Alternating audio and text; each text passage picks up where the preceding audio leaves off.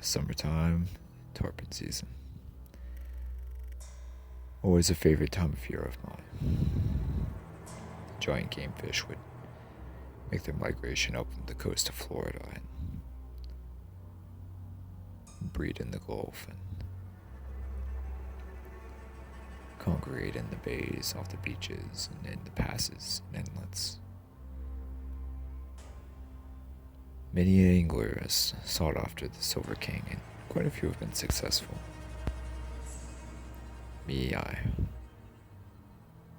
was still hungry for one because I never actually landed one before. Tried several times, but I would always get finessed by the mighty Silver King. Here it was May again, and I started to get that itch again. The large fish were coming up the coast and into the bays and off the beaches, and I'd taken it upon myself to catch one this year come hell or high water, and I prepared myself. I relined my rig with 50-pound braid and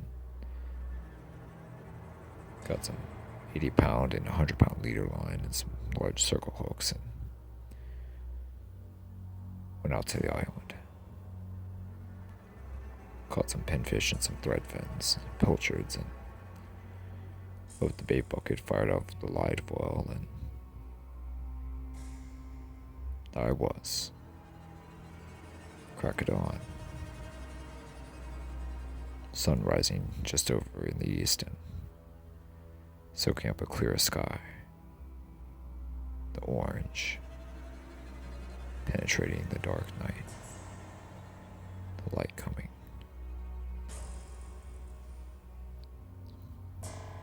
The water was relatively smooth. The wind was relatively light. Ideal conditions for seeking out the tarpon, the Silver King. I looked along the beach. 5 minutes went by, 10 minutes went by. And I see a small school daisy chain, swimming, moving in a circle, attacking bait. About 6 yards up the beach from me. I would slowly walk over, observing what they're eating. Pilchards and glass minnows, I thought to myself. Reach into the bait bucket, pull out a good-sized pilchard, hook it through the nose, and toss it out. I observed the way that the tarpon were moving in a daisy chain. It was counterclockwise, so I threw it out to the school's left. My left, rather. Slowly let my bait drift by the school, swimming naturally free-lined. Within a few seconds,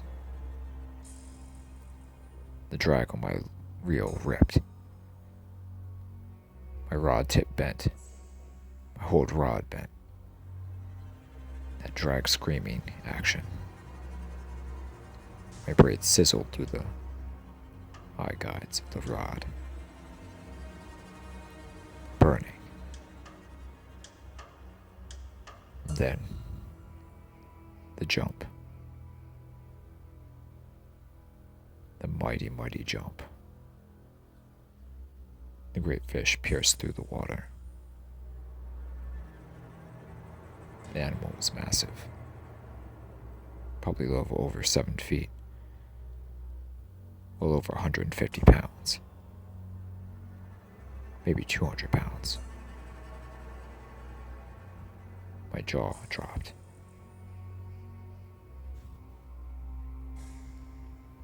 I held the rod steady while I lightly palmed the reel to put some pressure on the fish. Another jump. A backflip. Another half jump.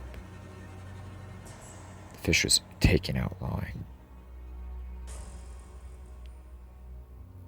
About 120, maybe 150 yards. Then, after a minute or two of pure hell and fury, it began to submarine down deep to the depths. Now the real work begins. I cranked the reel several times and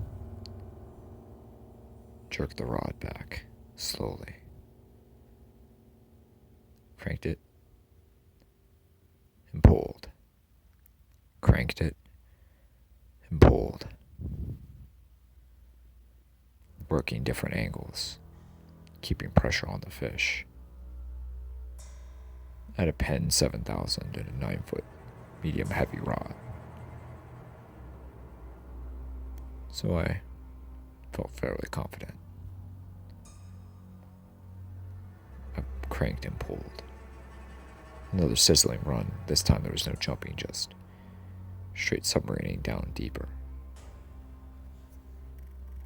I pulled and pulled and pulled and cranked. Another jump. Further out, but this time the whole fish just bursted out of the water. It was a fair distance away still, but I could see the mass of the fish. It's enormous. Not a world record, but still a great fish. The drag screamed once more. I lightly palmed and I waited for the run to be over, then I started cranking and pulling again. The sun started to pierce through now, lighting up the water and the land. I cranked and cranked and cranked. Initially, I'd been on the beach all by myself, but as the minutes went by, more and more people began to show up. Other fishermen as well as casual beachgoers, people walking the beach. A small crowd began to form around me. "Get 'em," one guy shouted. "There you go, work 'em nice and easy," said one of the other fishermen. I cranked and cranked and pulled. I repeated the process for about 30 minutes and finally I had the magnificent beast in the shallows, ready to be landed. One of the other fishermen volunteered to take my rod and reel as I went into the water and grabbed the animal by its mouth, the hard, bony structure of the mouth. The great fish shook. Still had plenty of power, but the fight was pretty much over and I'd won. Splashing, the animal splashed and struggled, but there was no use. I had a good grip on it. I removed the circle hook and started to revive the fish, letting the seawater flow through its gills. "Let's get a picture," said one of the other fishermen. I agreed and instructed him where my phone was, and he got a picture of me with the massive tarpon. Oh, it's a gorgeous 7-footer. Probably over 100 pounds, but fortunately I didn't get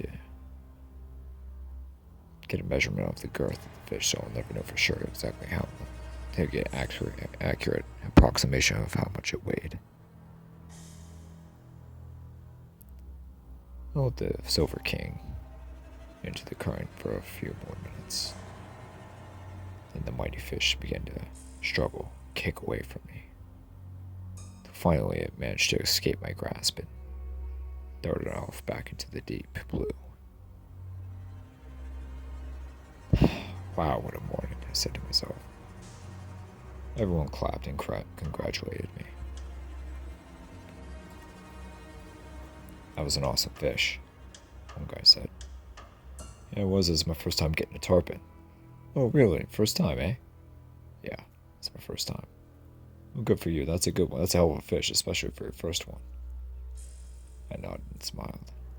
Everyone congratulated me and went about their business. To my pleasure, the small school was still there. Further up the beach, where they were still feeding on those pilchards. I got another pilchard and threw it out. I drove past the school to their site. Another hookup. Fun run. An elite, a smaller fish, about a 5.5 footer. Nothing to write home about, but still a good fish. Leaps, does a backflip, does a half jump, pierces through the water with its head, shaking voraciously. 60, 70, 80 pounds maybe. Drag screaming. I shake my head and smile. No wonder sportsmen are so addicted to these things. God, the way they fight and the aerial display they put on is just almost second to none compared to maybe a sailfish or a marlin. I smile. This is the life, I thought to myself. Drag screams and screams. I crank and I reel. Within about 20 minutes, I managed to get the 5-footer to the shoreline. Boy, you are on a roll this morning, boy, one of the other fishermen announced. I smiled. We get another picture, and I let the fish revive itself within the current, have the water flow through its gills, and I properly release it. 2 for 2. There's that unspoken rule that only a third of tarpon that get hooked actually get landed, and here I was, 2 for 2, 100%. Then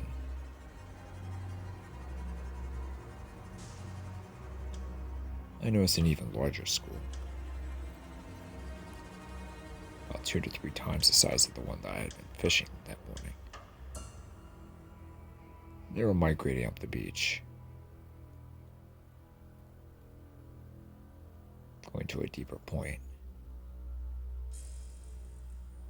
The individual fish were enormous, all of them over 120 pounds, some fishing 150 or bigger. I got another pilchard. Ran a little further out. I threw the pilchard out and leave the school.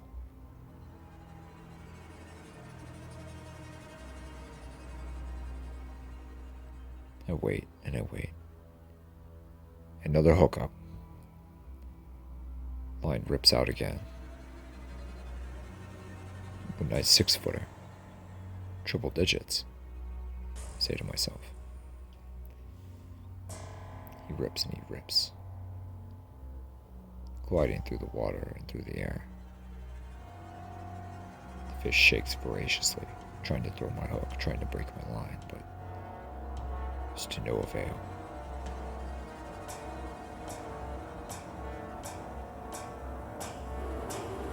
After an impressive aerial display, the fish dives, submarining, trying to use its weight to its advantage.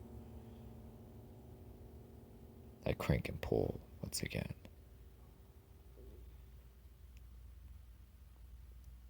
After about 30 minutes, I managed to land this one as well. The other fishermen are absolutely amazed by my work. They claim they've never seen someone hook 3 tarpon in a row and land all 3, especially tarpon this size. I get the 100-pounder in. He's nice. I revive him. Get another picture. It's getting later in the morning and the regular beach crowd is beginning to file in.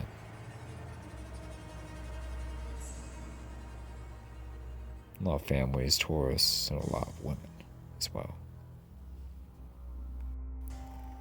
As I'm reviving the fish, I look out to the school and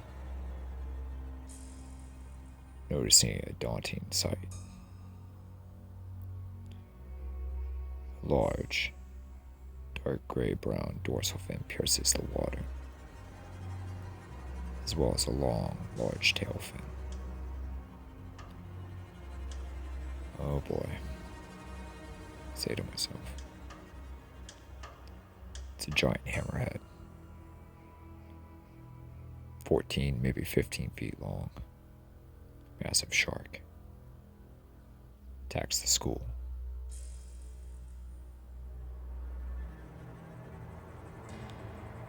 Blood flows through the water. Ah, she got one, it looks like. Sure enough, the giant hammerhead claims its prize, taking out one of the tarpon. One of the more mid-sized ones, looked to be about 100, maybe 110 pounds. But nature could be savage like that, but it was what it was. I wait for the hammer to depart with its meal before I properly released my fish back into the depths.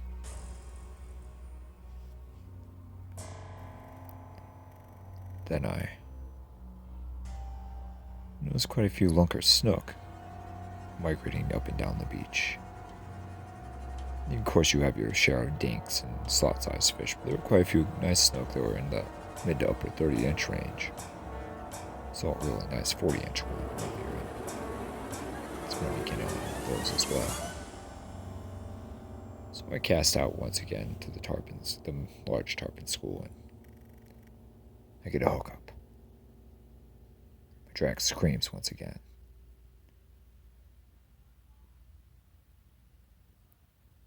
This one's massive. It's about the same size as the first one, maybe even it's even bigger. Even bigger. It's a giant fish.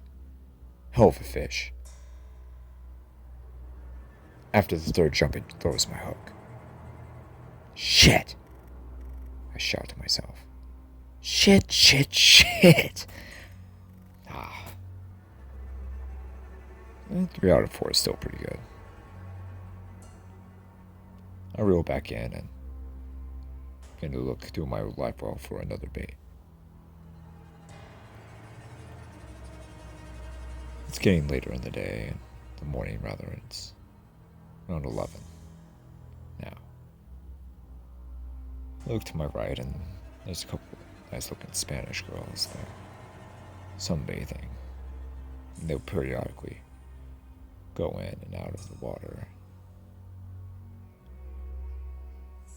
I look over and I nod.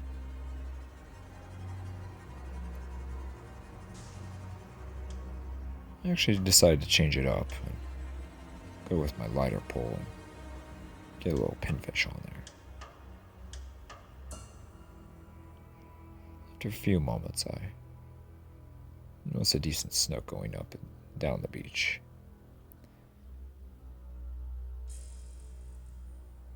Toss the bait about 10 feet in front of him. Sure enough, open spool the bait. She inhales it, and off she goes. Screaming drag.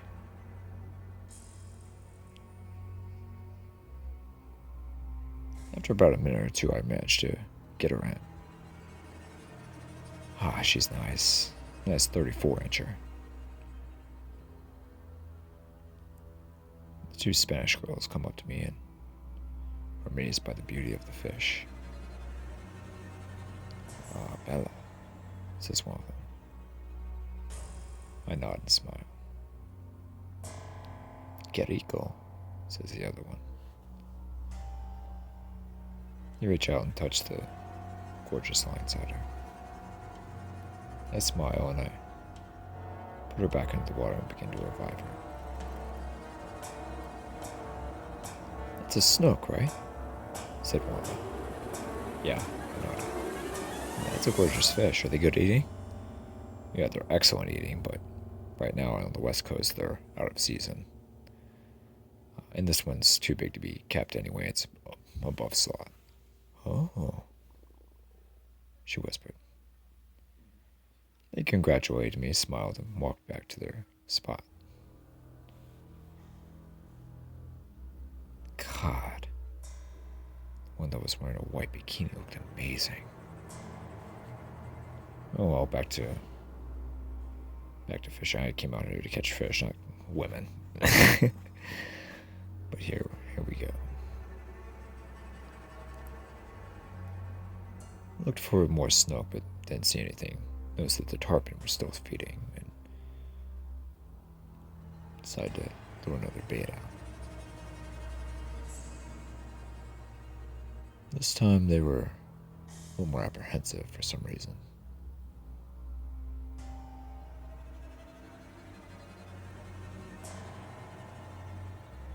They wouldn't. Oh, there it was again. Another hammerhead shark. Even bigger one this time, maybe 16 feet. Jeez Louise. I saw the massive dorsal fin, but there was no tail fin. That's a big one, I whispered to myself.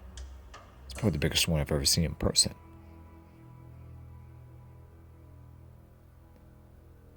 The shark grazes through the school of fish. Then suddenly, as it tries to, looked like it was trying to swim away quickly, but there was this massive explosion in the water.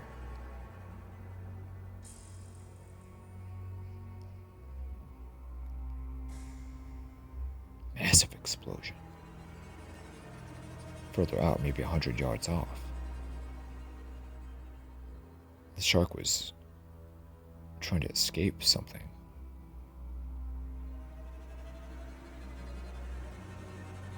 I looked for blood. I looked for a sign of the shark, but the explosion was massive. It was almost like a bomb went off.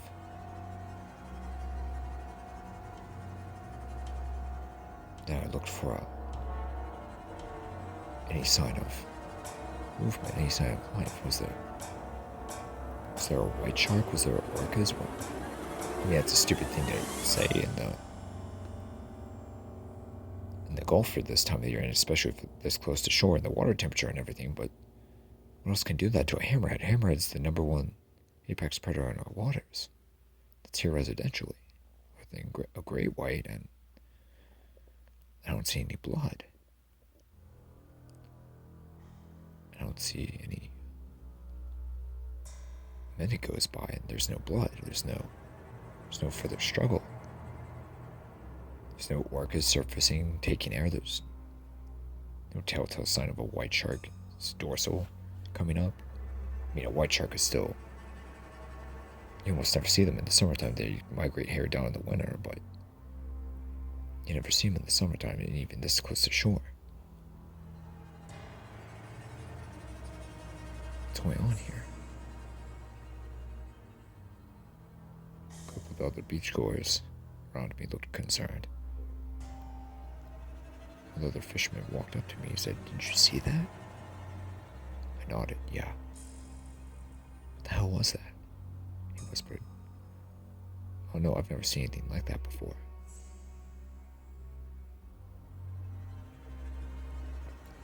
I looked over at the Spanish girls and they looked concerned, but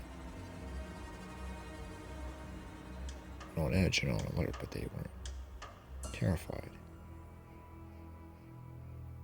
A couple of moments went by. They went back to their down on their towels and laid down. never seen anything like that before.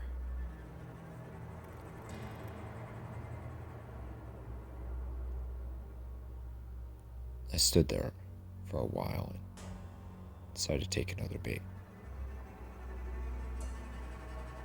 I cast it out and waited. The tarpon schools were still there, the smaller one and the bigger one, but they were both still apprehensive. It's kind of a stupid thing to do. I mean, there's still clearly a bigger predator out there, and it's probably not a wise decision to try to catch another one, but until the fish weren't on edge anymore. But what the hell was that?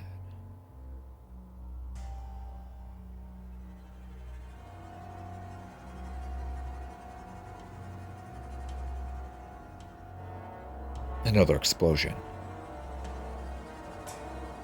This time right on a person. One of the swimmers, one of the beachgoers, a woman.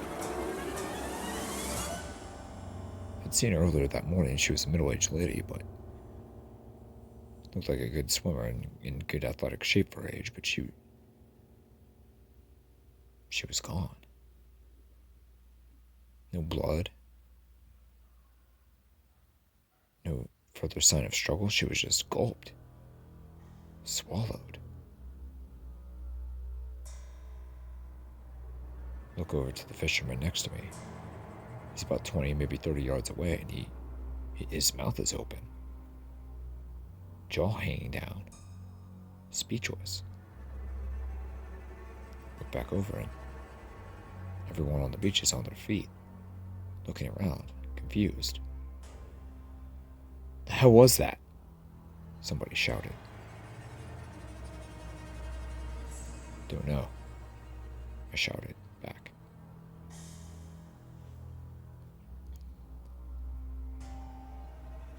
About 100 yards, there was a person out on a kayak. Didn't have a fishing pole or anything, it was just someone. Kayak.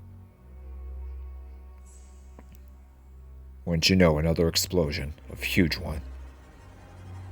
The biggest one. The person in the kayak were gone.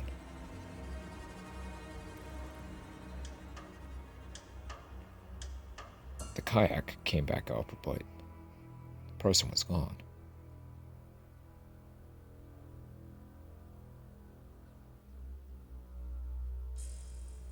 Call the police, someone shouted. We were no more secluded part of the beach and on the island, and there were no lifeguards, so we had to call EMS and the cops. Reported what the hell was going on. A hammerhead shark and 2 people. My God, what the hell? And there was no blood. There was no... White shark can't do this. An orca doesn't do this. What the hell? But I noticed that the tarpon weren't being harassed.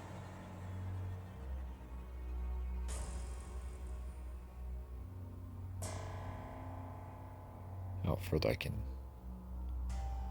see an arrow. See something enormous take air. But I couldn't make out what it was quite. Then I saw a huge roll.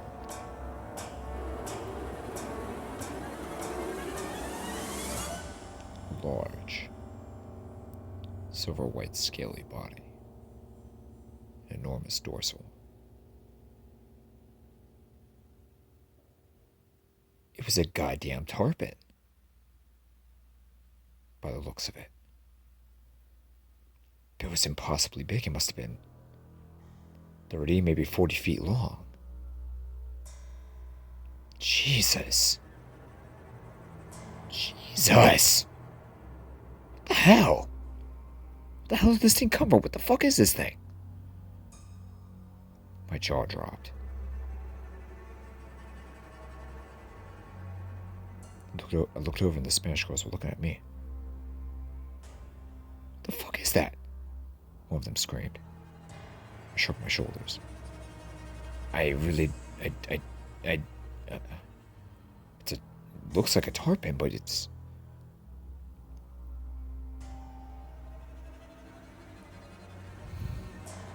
The beast swims through the depths. Takes a dive. Everyone quickly begins to scamper out of the water. Dude, throw the bait out. I look to the other fishermen. Are you off your fucking mind? Are you looking at this thing? Throw it out. I'll have a hell of a story to tell your kids and your grandkids, bro. Jesus. I threw the bait out. A big mullet this time.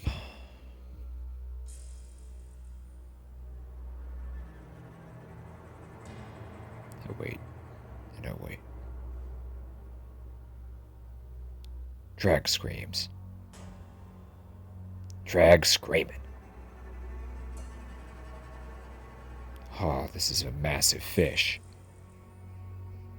It's not the 30-foot, 40-foot monster, but it's a gorgeous fish. A jump. A gorgeous 200-pound tarpon. Gorgeous fish.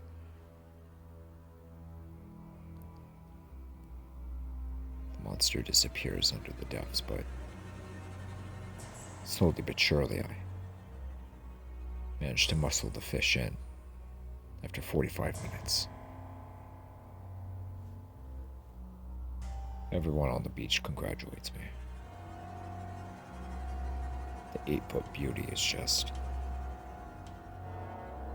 scales. It's all so much.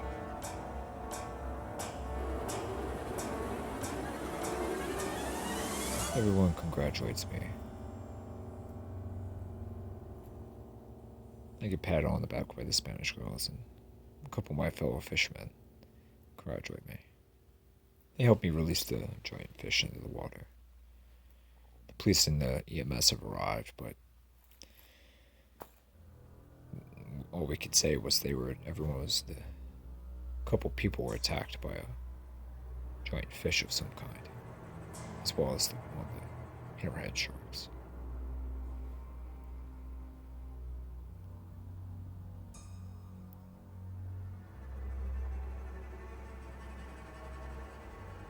Then we see another person on a kayak.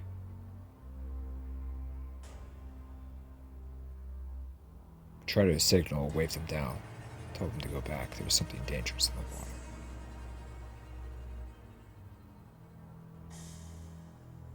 Another explosion. The kayaker vanishes under the water.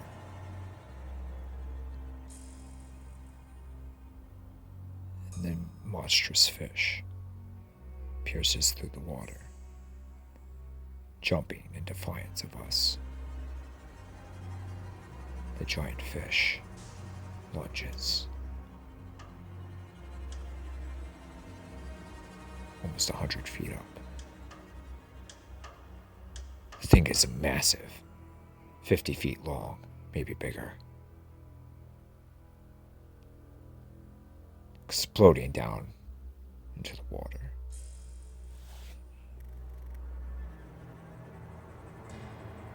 I see the monstrous fish roll once more as its gigantic eyeball focuses on me and goes down deep into the depths, never to be seen again.